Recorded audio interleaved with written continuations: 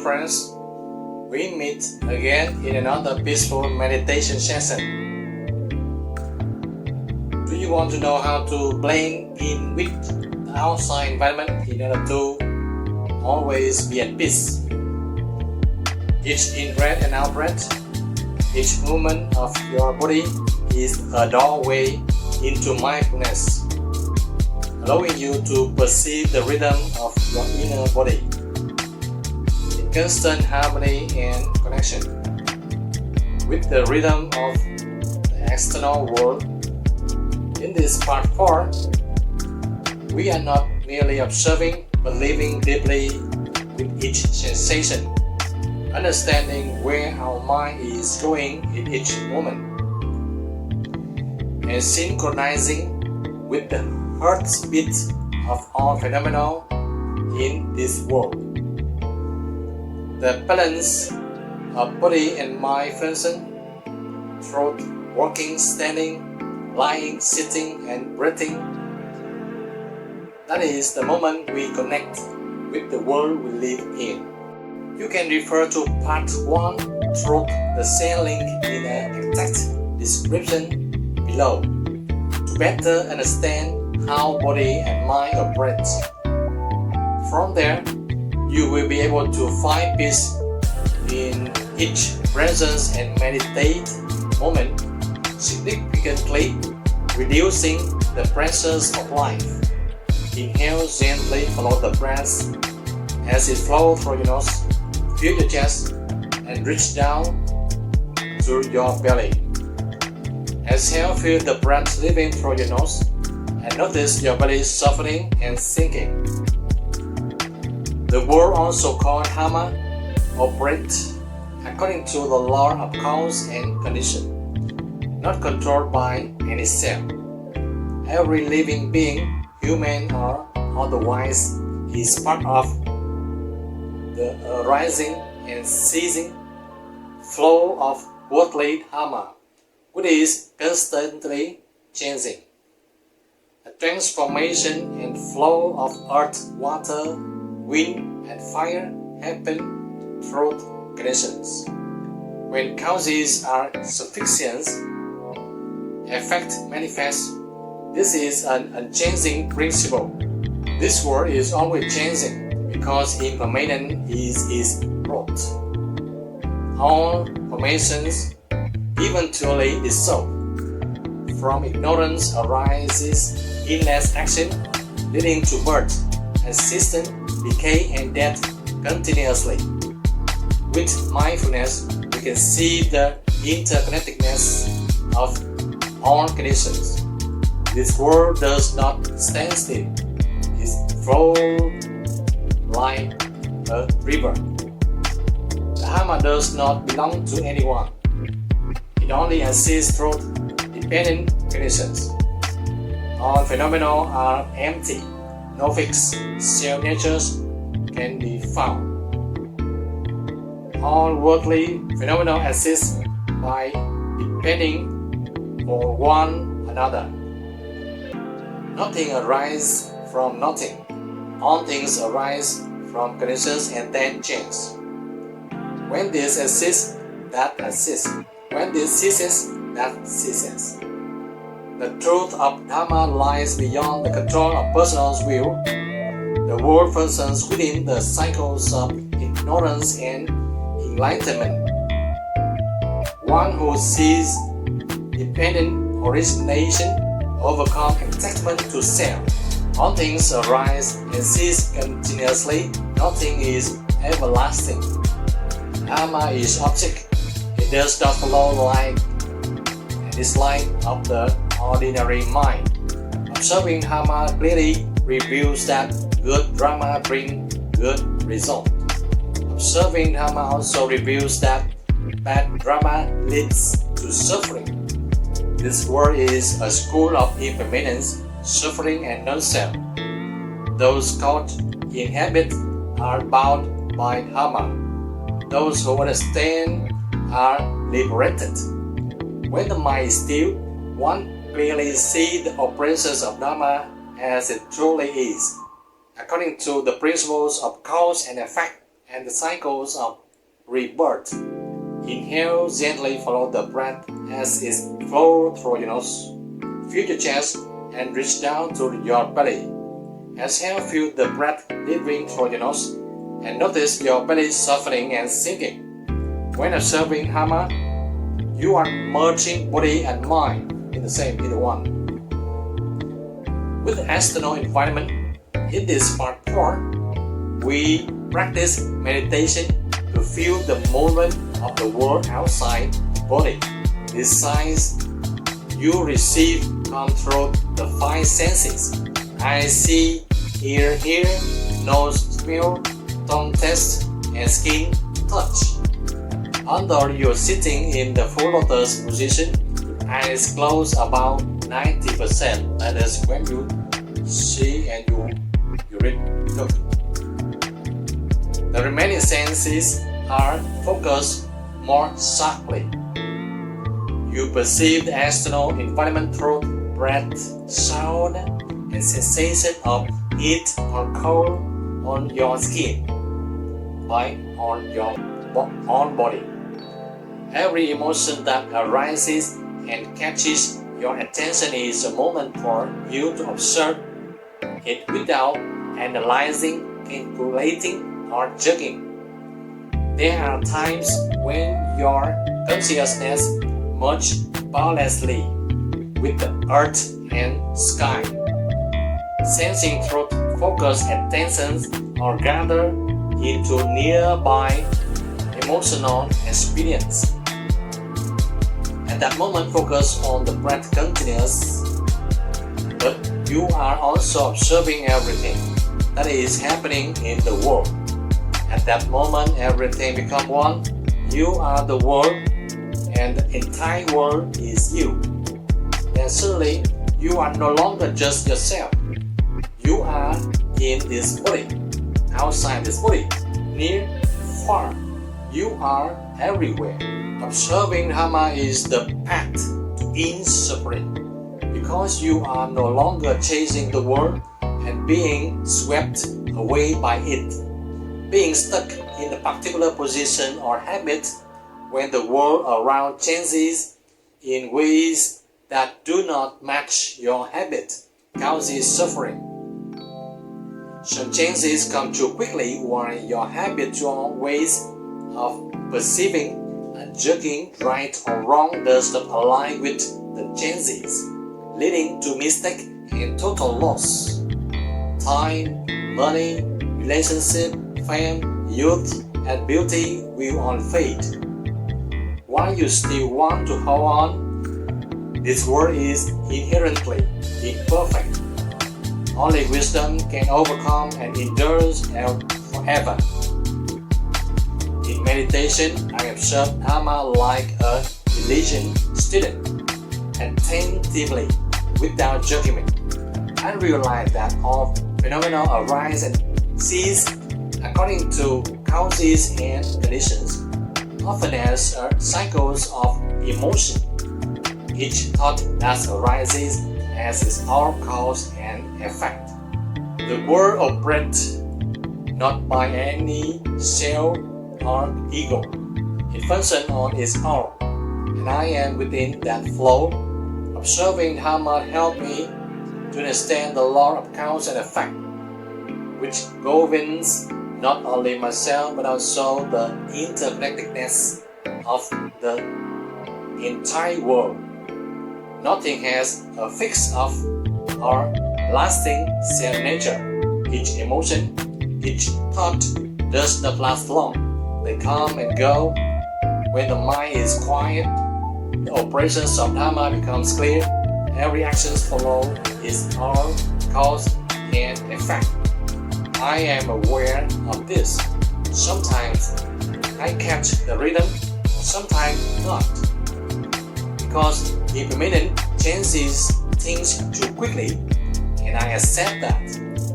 I am learning to harmonize myself with the rhythm of the phenomenon. You need to feel and you follow the outside the world. Sometimes the pain comes from the body, but all the time it arises from discomfort in the mind. You can't stand and you give it up. This happens when impose my habitual ideas of right or wrong onto others, causing conflict. In a dualistic world, everyone is forced to make their own choices. What seems right from one perspective might seem wrong from another. That's why I let go of rigidity and learn to adjust my ego to fit better with the environment. Once again, the outside world forces you and me to choose a direction. Just walk calmly and freely, following the voice in your heart of what feels right. The rest depends on the unfolding of Dharma. If things don't go as planned, you must shift our ego to align with the flow. The Dharma of the world will guide your path. Simply move gently toward what you and your environment are pointing you toward. And don't worry too much. When the seed has been planted, you must receive the fruit. What matters is your mindset and attitude in receiving it. The more mindful you are in preparation, the more stable your futures become. Believe that. Now, inhale, gently follow the breath as it flows through your nose. Feel your chest and reach down through your belly. Exhale, feel the breath leaving through your nose and notice your belly softening and sinking. Observing Dharma help me let go of attachment to material things and emotional extreme, whether sorrow or joy. I simply practice being peaceful, whether faith brings me to hardship or happiness. Welcoming everything with a gentle mindset brings peace, gentleness, and ease in all situations. I see all chances as natural and there's no need to resist. Each breath brings me deeper understanding of the world. I realize that joy, suffering, and happiness are all Dharma. They are impermanent. When observing Dharma, I see clearly the interconnection among all beings. I see the connections between all conditions in nature and society. I feel the operations of Dharma right within my own body.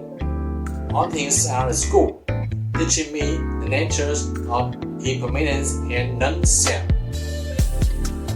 Observing Dharma helps me live peacefully in the present without being swept away by world. When I blend myself with the world, I experience profound peace and wisdom naturally arises. Even though I still sometimes stumble due to worldly habits, the fall no longer hurt as it once did. All of us came into this world to learn that falling is a challenge we must encounter, experience, and overcome it. Even the pain and panic, returning to mindful breathing has become a reflex I developed from sitting in full lotus meditation over a long period. In initial pain and difficulty of sitting in the full lotus position like this seemed meaningless at first. But now I realize that phase was essential to understand how the body feels and how the mind operates in order to harmonize with the rhythm of this vast world of Dharma. Everything occurs in cycles, whether fast or slow, they are resolved. Sometimes we can perceive the cycles, but sometimes we cannot, because because impermanence is deeply difficult to grasp. When we accept this law, our mental state becomes more open and accepting. The more we analyze, calculate, or cling to the resist it, the more it often backfires, causing us deeper suffering. Let nature function according to natural law. Our role is simply to peacefully accept it. But if you ask whether doing so means being weak or indecisive, I will tell you first, take birth, aging, sickness, and death as an example. The more you resist, the more you suffer. The weather, the season, spring, summer, autumn, winter, sun, rain, morning, night, you cannot change them.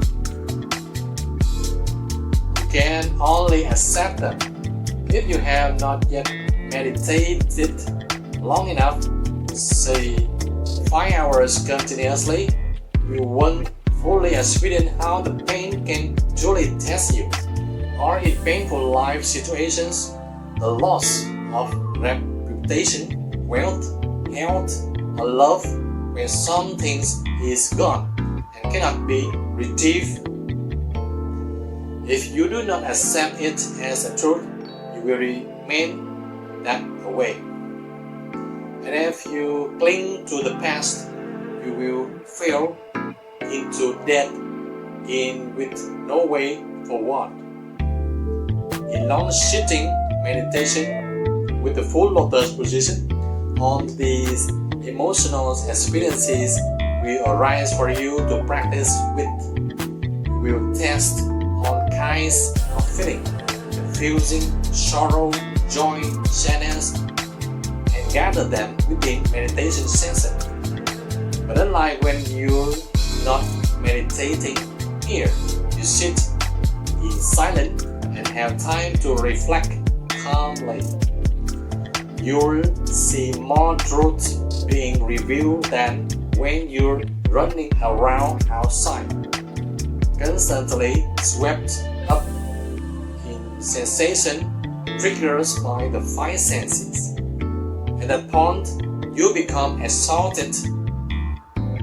Your awareness are overwhelmed by emotions, ignorance, and you become a puppet controlled by emotion, old habits, and karma. Now, sitting here long enough in silence, you see how your body and mind functions and harmonize with the world, bringing you peace.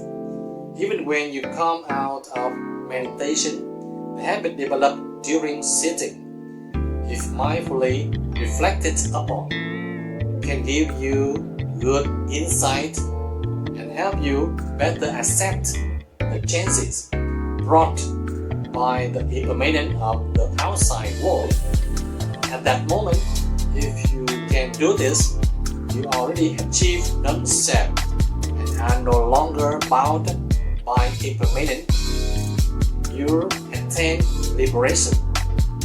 That feeling of liberation only lasts a moment, but is valuable because you touch the destination.